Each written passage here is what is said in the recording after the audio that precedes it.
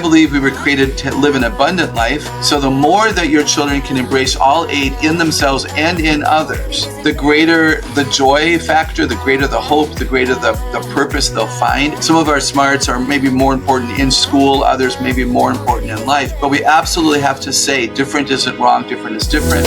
Welcome to the Christy-Faith Show, where we share game-changing ideas with intentional parents like you. I'm your host, Christy-Faith, experienced educational advisor and homeschool enthusiast. Together, we'll explore ways to enrich and transform both your life and the lives of your children.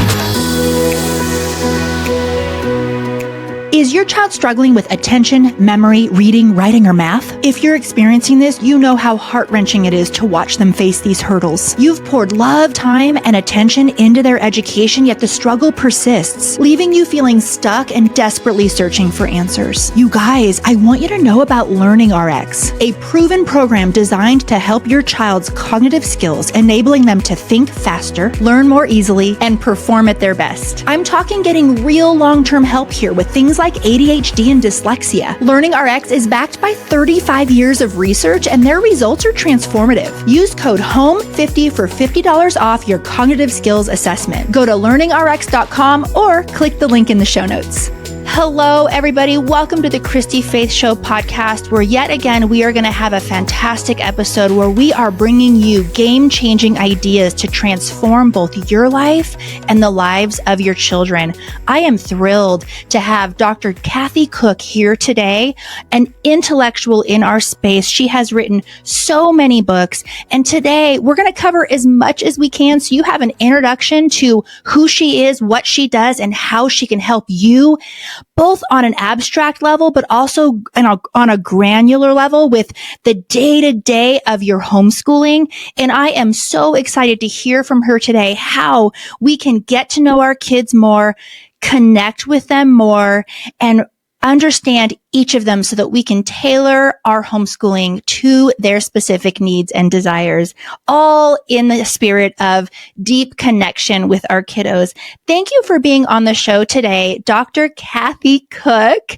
Would you please start the show out with telling us a little bit about your background? Well, first of all, Christy, I'm delighted to be here. Really happy for the invitation. Looking forward to our conversation. Have a lot of respect for you. So I bet you're going to have some great questions. And it's always fun to be in front of a new audience. And I've not been on your show before, so this will be great. I am been a believer in the Lord Jesus Christ since I was 19 years old. So what I do comes from a faith perspective. And like you, respect so many people who haven't yet made that choice, which is fine, of course.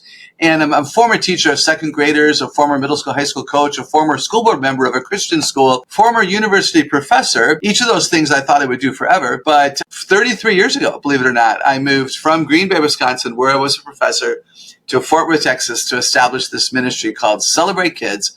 And now I get to be a speaker and an author and podcaster myself, and just, like you, love influencing people. Like, we're so privileged to be in this space.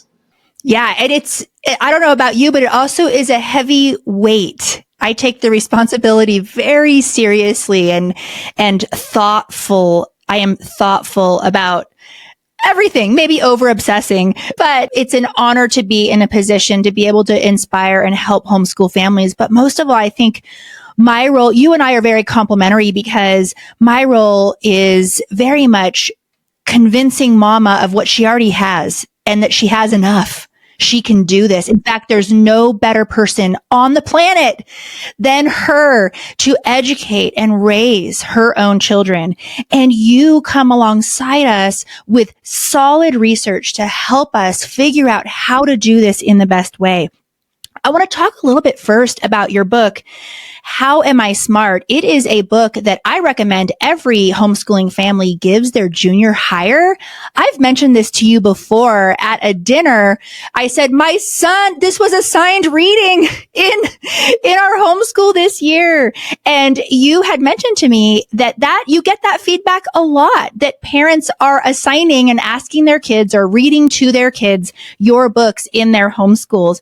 Would you share a little bit about your research and your work? You have a lot of books. I want to talk about 8 Great Smarts and the How Am I Smart, the multiple intelligences. Would you just give us an overview of your research? I'd love to. So the new book is 8 Great Smarts. Nobody should buy How Am I Smart anymore. Christy. In fact, I'm not sure it's available. So I want your listeners to know that that's the original book. And then because sales were good and I had new ideas, we upgraded it to 8th Grade Smarts. And so this is the more current of the two books, and one that I think your listeners will really appreciate. The researcher of this model is a gentleman named Dr. Howard Gardner, and he's at Harvard University. He's a psychologist. And like you and me, he was fascinated by children and adults and how they're different, and began to look at MRI research and a variety of things, and discovered through his work that there are 8 different smarts. So these are not interests, these are not abilities, these are smarts. If we took an MRI of anyone's brain while they were doing different tasks, we would see that there's 8 different parts of the brain that light up, if you will, and are active when we do different things. So what I'm fascinated by is that moms, and first of all, let me say that you're exactly right, Christy, about we're perfectly imperfect parents for perfectly imperfect children. You are assigned to your children by your Creator, whether it be through fostering, adopting, or birth. You will always be their best teacher because you'll love them more than anyone else ever will.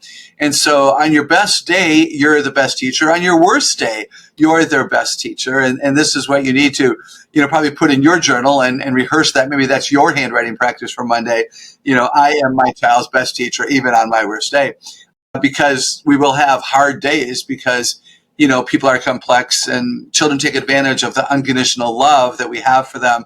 And I think sometimes they make it hardest for moms and dads to love them on certain days. And so that's a whole nother episode probably. But we all have 8 smarts. When we identify our children's smarts, and you can do that in a variety of ways, then you can teach them most effectively. You might have one child who's very good at word smart. They think with words. And so reading and spelling and writing are not hard. You might have a child that doesn't have a lot of brain cells in that space, and so you have to teach them differently, and we can talk about that today. So word smart, we think with words. Logic smart, we think with questions. These are the kids that probably enjoy math and science the most. They love to discover truth. And then we're also picture smart, and these are the kids who think with their eyes in visuals. They're creative. They remember what they see. Music smart, when we're in the music smart part of our brain, we think with rhythms and melodies. So if you have a child who plays with the glockenspiel every time she goes to the church nursery, she's a music smart kid. I used to play about 20 instruments. I went to the university I went to march in the band. Those are true stories. And so that was awakened early in me by my music smart parents. And the rest is history. And then we're also body smart. And these are the kids who think with movement and touch. So you tell them all day, sit down, sit down, sit down, put that down, look at me. And these are the kids who are going to change the world through movement and touch and action, athletics, dance, drumming. Even being able to pour a glass of milk and not spill it would be a part of being body smart. Nature smart kids think with patterns. They love being outside. They'll do better with science units that are about plants and animals and rocks and minerals than they do with lessons that are more of a chemistry or physics background. So that's interesting to think about. And then the last 2 that are super important are people smart. And Christy, being people smart is what you and I are doing right now. People smart people think with other people. We don't know what we know until we hear ourselves say it and someone responds to it. So these are children who talk all the time but need an audience. Word smart children talk all the time, but they love their own voice. They don't necessarily need you to pay attention to them. But people smart people are good at collaborating and networking and small groups, and they can read body language really well. So these are very, very important skills. In fact, I think that might be the most important smart of all. And then self-smart kids, all of us again have all 8. When you're in the self-smart part of your brain, you think deeply inside of yourself. And you crave quiet, peace, privacy, and space. So they need quiet. So if you have a busy, loud home, these kids are going to crave their bedroom for a 10-minute break, before they begin something new, perhaps. Maybe you've seen that with your kids. Sometimes they're slower to answer, even easy questions, because they're thinking deeply inside of themselves. And they're the ones, actually, Christy, who tell me they don't feel smart because the questions seem to require more cognitive thought than you would expect them to. So those are the 8. We have all 8. When you figure it out, you'll have more joy, I think, with your kids. I love that. Hey, this is a side note, and I'm sorry, I'm going to throw you a curveball here. How does this play into Myers-Briggs? I'm so curious because what I was hearing is, okay, I'm hearing introverted, extroverted, things like that. I'd love to hear from you, your take on the Myers-Briggs and how this plays into it. Yeah, it's a really good question. So introverted, like I'm introverted people get their energy when they're alone. Extroverted people get their energy from other people. The smarts are how we think. So as an example, I'm people smart. I think with other people. That's why I enjoy podcasting and dinner out with a friend. And it's actually one of the reasons I enjoy public speaking, because there's so much interaction that you can have, even with the eye contact from your crowd. So people smart think with people. Self-smart people think alone. You can be an introverted where you get your energy alone, and self-smart, you think alone. If that's your combination, you need to be alone. And if you're a mom of 4, you need to drive the long way home from the store. In fact, I love to ask moms, how many of you wake up early to have quiet time? How many of you stay up late to have that alone time? That's especially important that introverted, self-smart moms feed themselves that quiet and that space that they need. An extroverted person who gets energy from people, who's also people smart, who thinks with people, will absolutely need people. If this is your story, you crave adults. Now, you love your kids, and you can have a conversation with a 7-year-old and a 17-year-old. But if you were designed to be a people smart collaborator, then I bet you really enjoy a small group, dinner out with your husband, coffee with a good friend. And what a lot of us have, Christy, is the cross combination. Whereas an example, I am more people smart than self smart, and I'm introverted. I can confuse people because I appear to be energized by people, but I'm actually energized when I'm alone. And so I need to make sure that I take care of myself. And if I confuse people and they look at me like I need therapy because I seem to be, bouncing back and forth, then I just need to defend myself. I do address that in those 2 chapters in the newer version of the book. Before we continue, I want to share with you a program that has been a game changer for our family. At our Learning Center, we instructed and helped kids through pretty much every program on the market. So we know firsthand just how important a solid math foundation is for our kids' futures. Finding the right homeschool math curriculum that didn't compromise academic excellence, but also didn't put me and my kids through the ringer was a challenge. Until one day, I found CTC Math. You guys, the rest was history. First off, it's a mastery-based program, which means your child gets a full grasp of the material. It's also loaded with mixed reviews, ensuring your kids don't forget anything they've learned. The questions are adaptive too, which keeps students confident and progressing at their own pace. But the best part, all the teaching, grading, and testing, done for you. With CTC Math, there is no compromise on excellence. Your child gets a top-notch education, and you just made your homeschool life easier. Visit CTC Math to get your free trial today. Whether you're newer to homeschooling or you've been homeschooling over a decade, the fact is creating a streamlined, successful homeschool is hard. The pressure is high, and the weight of responsibility often leads to self-doubt, second-guessing, and feeling completely overwhelmed with the excessive amounts of opinions and curricula options out there. We love our kids, and at the same time, the stakes are high. We don't want to mess this up. So how do we build a homeschool that our kids will thank us for when they're adults, and one that you have 100% confidence in? The first step to pulling all of that off is joining Thrive Homeschool Community. Thrive Homeschool Community is where you learn the 8-step homeschool success framework to build an undeniably successful homeschool. Each year and each kid presents us with uncharted territory. But when you have a good plan, the right plan, you can rest in the security and confidence that you are doing a great job. The path is easy.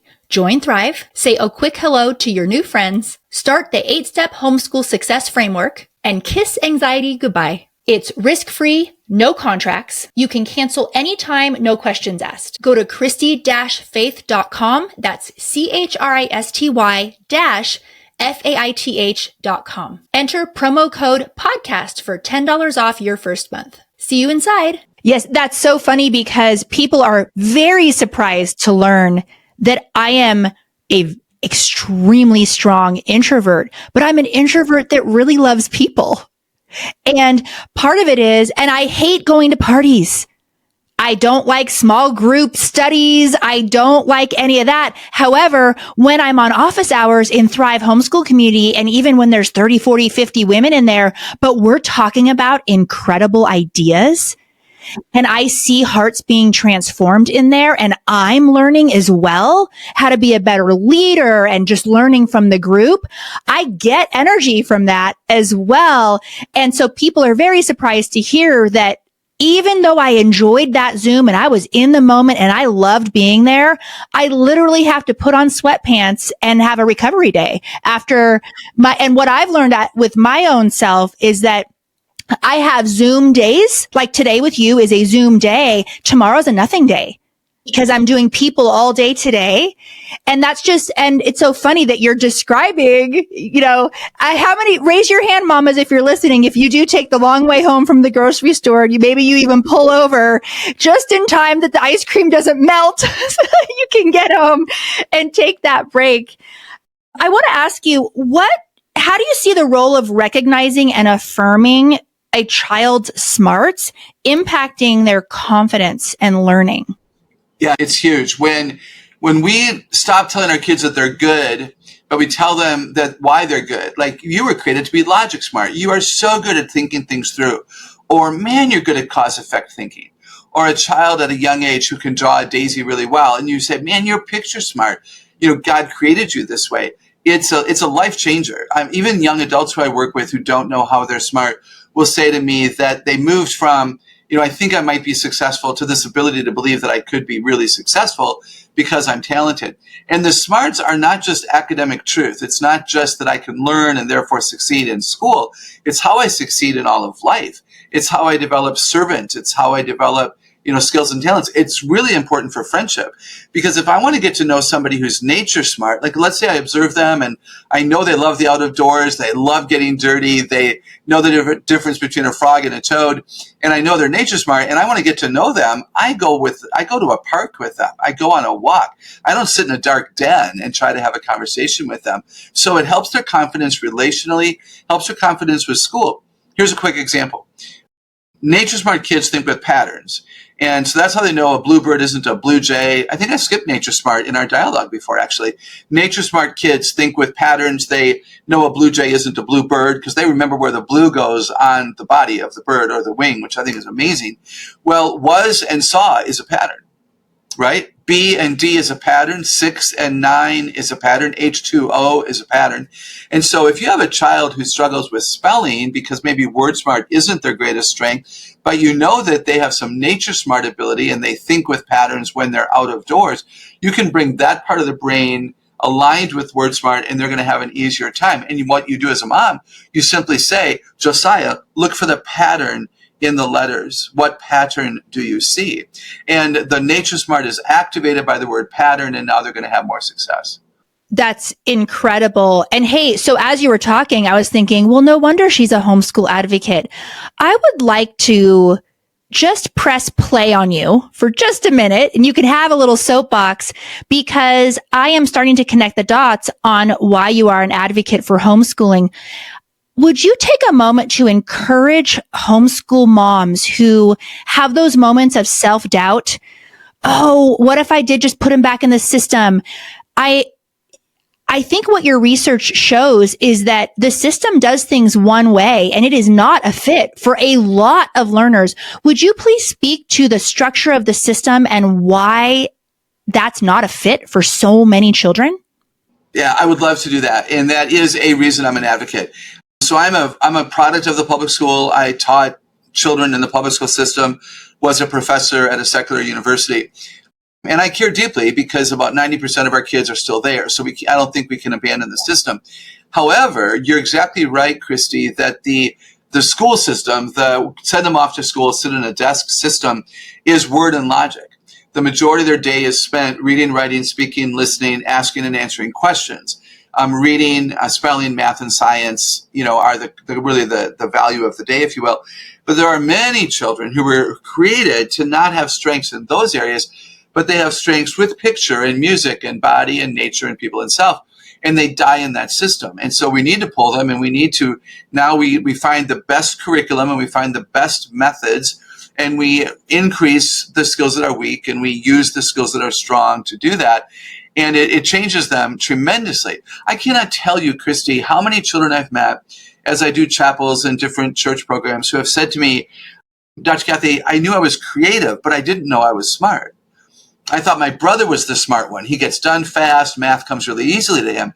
And then I'm like, no, the reason that you are creative, the reason you draw well, the reason you tell the difference of blue and aqua and blue-green and green-blue, the reason that you remember shapes and designs and the reason you're fascinated by architecture is because how God designed you to be smart. And it changes them. I've had body smart kids who can kick the soccer ball through the net with both the left and the right foot, or dribble with both hands, or shoot layups with the left and right hand, or they have beautiful handwriting, or they're actors and they can make their whole body look old and angry, even though they're not. And they say to me, I only thought I was an actress, or I only thought I was an athlete. And I've had young adults actually cry with me when they say, you're the first person who told me that because I do those things well, I'm smart too. Christy, it's a power word. And any kid and any mom who doesn't think they're smart is going to doubt what it is that they can contribute to in the culture. And we're designed to leave the world a better place, so we want to be able to contribute. And the way that these moms are contributing, of course, is to raise up a generation of world changers who have been homeschooled. And another reason I'm an advocate of it, Christy, is you'll know your kids so well. When you send your kids off to school, they're gone for 6 or 7 hours a day. You know your kids well. Another reason I'm an advocate, you know what they've learned because you're the one who taught them. So application of truth is wisdom, right? The application of truth is wisdom. And one of the problems across the road is that they're teaching turn the page, here's another test. And there's no time for the application of what the children have learned. And too many moms and dads don't know what the children are learning, so they can't reinforce it at home. When you're a homeschool mom, my favorite example is teaching compound words. And so now you're in the bakery at the grocery store, and your kid screams loud enough for everyone to hear, Mommy, there's a compound word. The word cupcake is a compound word. And now, of course, you reward your child with a cupcake. And that's the application of truth, and that's wisdom. And this is what I believe we need more of. So that's another reason I'm an advocate. One more quickly would be the sibling relationships. Not only are the parent-child relationships typically stronger and more intimate, but typically the siblings get along better, know each other, respect each other. And this is where friendship should first be learned, is with our siblings. And so if we can learn at home how to respect and respect others and wait patiently and honor others, then maybe we can take this out of the home and into the culture at large. So I could go on and on. That's one of the reasons I love your work and wanted to be on the show, is I'm in total agreement with you that this is best for children and it's best for our country and our culture to have more and more people choosing the homeschool option. The show will resume in just a minute, but first I want to share with you an incredible resource that is totally free to homeschooling families everywhere. Have you ever felt like you were on trial for your homeschooling choice when visiting a doctor or another service provider? It's unsettling, especially when someone misinformed has the power to threaten your family. Unfortunately, we have heard countless stories of parents who have felt trapped in offices and met with suspicion rather than support simply because they were homeschoolers. I've been profiled and interrogated myself, and I'm sure many of you have as well. Enough is enough. It's time we proactively vet service providers before giving them our business and our money. Enter Christy-Faith's List, a directory 100% free to homeschooling families, connecting you with homeschool-friendly service providers who promise to support you in your homeschooling choice. We want every homeschooler in America to know about and be using this list. So here's how to make Christy-Faith's List a household name. 1, tell all your friends about it. Let's show the market just how powerful the homeschool movement is. 2, check Christy-Faith's List website before stepping foot into any service provider's office to make sure they are on there. And 3, if your favorite service provider isn't on the list, make sure to refer them. There's a button on the homepage of the website. It takes only 30 seconds, and that way we can send them a lovely invite. If you're listening and you are a homeschool-friendly professional, we want you on the list. We're eager to connect homeschooling families with you, shout your name from the rooftops, and bring you tons and tons of business. We have plans for every type of business, both small, local, nationwide, and worldwide. Check out ChristyFaithsList.com today. Hi, Mama. If you like my social media content and my show, I'm pretty sure you will love my book,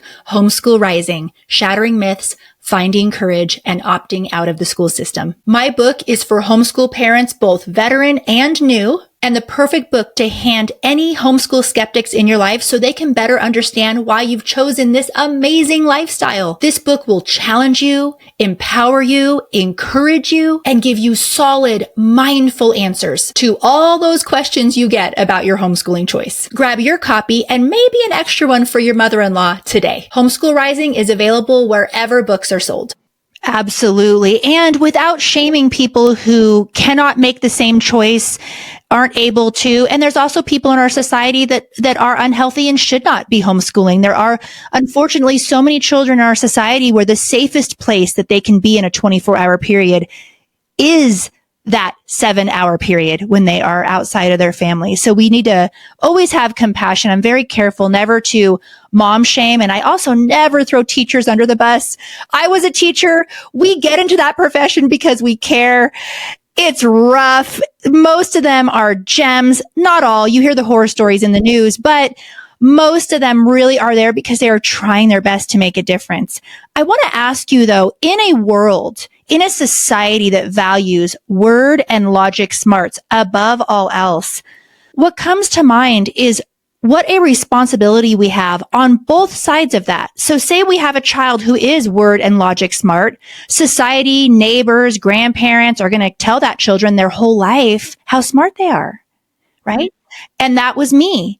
And then there was my sister who was a different learner, who had different giftings, and the narrative in her mind and the messages she got, not from my parents, not from me, but from the outside world, because she struggled through school so much, was I am not smart. And the reality is she's one of the most brilliant people I've ever met. And so I feel like we have a responsibility on both sides. One, that if our kid happens to fit in to alignment with society's word and logic smarts, we have to be very careful for pride, that they don't have an inflated ego and they have compassion and they know, hey, these are the two smarts that society values most, but all of them are equal. And so they also have compassion and empathy for people who are smart in a different way than them. But also I think of people like my sister growing up where her smarts were different, and the responsibility to those kiddos to make sure they know how smart they are and how they are gifted. Would you speak to that a little bit about that responsibility and balance? Yeah, those are great points. And I think one of the questions I often ask my young adult audience is how many of you know people who did really well in school and they have not done well in life? And lots of hands go up. And how many of you know people that did not do well in school, but they're acing life? Lots of hands go up. That's simple proof that all 8 matter. And I believe we were created to live an abundant life. So the more that your children can embrace all 8 in themselves and in others, the greater the joy factor, the greater the hope, the greater the purpose they'll find. Some of our smarts are maybe more important in school, others may be more important in life. But we absolutely have to say different isn't wrong, different is different. And we need to teach our children to be other-centered and to have the compassion and the empathy that they need. And when we have a challenge, when something isn't our strength, we teach them to reach out and ask for help and ask for advice. Spelling isn't my strength. I'm very word smart. I've written 7 books and I, speak for a living. Yet spelling slays me. The English language isn't logical, and I'm very logic smart. I want the rules to work. I'm the one who taught the second graders rules like, when there's 2 vowels that go together, the first one does the talking. But the word does is in the rule and it breaks the rule, which is just craziness. And so, I have a hard time with spelling. I'm not very picture smart. I don't remember what the word looked like the last time I saw it. Is it a double S or a double P? And so I travel with the Misspellers Dictionary so I can look words up the way I think they should be spelled. I humble myself and ask people to proofread. I'm the founder and president of my own ministry with an earned PhD. But I ask people to come alongside because you don't let your weaknesses win. But you need to know your weakness so you know how to not hurt people. And then you bring the smarts alongside of you that are going to help. So, those are some quick comments on that. I think that pride is easy, and we need to make sure that our kids are humble and that we don't feel like we're the best mom and the smartest mom because we have kids who are smart in these ways. That's God's grace to you, that you have children who maybe have the smarts that line up with the school system. If I could address for just a minute, Christy, I implied earlier that people smart might be the most important smart, and I actually think it is. I don't think word and logic are the most important in life. I think they're most important in a broken public school system, but I don't think they're the most important in life. I think people smart is, because people smart is reading body language and responding appropriately. This is the smart that your kids need so that they can figure out where to sit in a youth group, how to have a conversation with somebody, in a synagogue lobby or whatever the case may be. It's reading body language, responding appropriately. People smart people are very good at collaborating and networking and cooperating. They know how to persuade without arguing. Really important skill today. It's been awakened later because we allow our children to have their eyes down on their devices. We don't require them to look up and say please and thank you. Masking has slowed the growth of people smart in children. So if I were to prioritize all 8, I would say read this chapter in my book first and prioritize this idea that your children have respect for others and learn how to interact in a healthy level. Self-smart is critically important. If children don't know what they know, self-smart people know what they know, what they know, what they know. If self-smart children do not know what they know, they'll go wherever the wind blows them. And that's not what you want, because you have values, and I believe you're raising your children up to value your values. And so self-smart children are the better of that. So I want to encourage moms who are listening to recognize, again, if God has chosen to give you a child who isn't gifted with word and logic, and this can make spelling and phonics and reading and writing challenging, and I honor that, and you can find new ways to teach it. Don't lose hope, because your kids, I'm confident, have the smarts that are going to be best for them in their future. Hi there, podcast family. If our episodes bring a smile to your face, challenge you, or spark your thoughts, tap that like and subscribe button to stay connected with us. Also, we'd truly love to hear your voice in the comments. Your insights and stories are what makes this community special. And not only does it allow us to hear you, but your engagement helps us reach more people and spread our message. So go ahead and don't be shy. Like, subscribe, and comment. Absolutely. And so many parents are flocking to homeschool because they are realizing that content is not an education, that so much more to success in life has to do with skills, and particularly soft skills. So it's so amazing that you speak to that. I have a question too. I keep surprising you. By the way, audience, I want you to know that I have a list of 21 questions, and I don't think I've asked a single one on there because I'm having so much fun. It's not that often that you get someone like this on your show where we can just glean and get so much wisdom from you. Now, I have read a smidge of the pushback on the multiple intelligences. Whenever anything comes out, always someone else wants to become famous, saying something else. And so now, back when I was learning to teach in the classroom, it was all cater to the learning styles, cater. And then the pushback is, no, you got to strengthen the weak learning styles. And it's just, whatever. What is a balanced view of this? Because of course our kids are going to be inclined and gifted in certain ways. But what I hear you saying is, yeah. And if they're not people smart, realizing that is kind of an important one. How can you encourage moms in the area of, do we still attempt to try to cover everything? I hear a lot of times in homeschool circles, oh, my kid just hates art, so we don't do art. How would you respond to something like that? I would give that mom grace, but I wouldn't allow the dislike of art once to disallow art forever. I would look for a different medium. Maybe they didn't like water painting or like watercolors because it was too abstract and too iffy. But they would like molding with clay because they're more body smart and they love the dirt on their hands, which is nature smart. So certainly math, science, reading, writing, history, economics, spiritual growth, these are things that matter. For those of us who are older, like I have 2 smarts that I'm not inclined to use much. That's okay. I'm out of school. I know how to navigate life. I know who to call on if I need to go to that part of my brain, and I can do it if I intentionally have to. I think we need to look at how our kids have been created. I was a chatty Cathy at 2.5 years old. And my parents raised me to be careful with my words. They taught me to listen well, and they taught me to respect others. I was not allowed to gossip or tease, name call, or lie.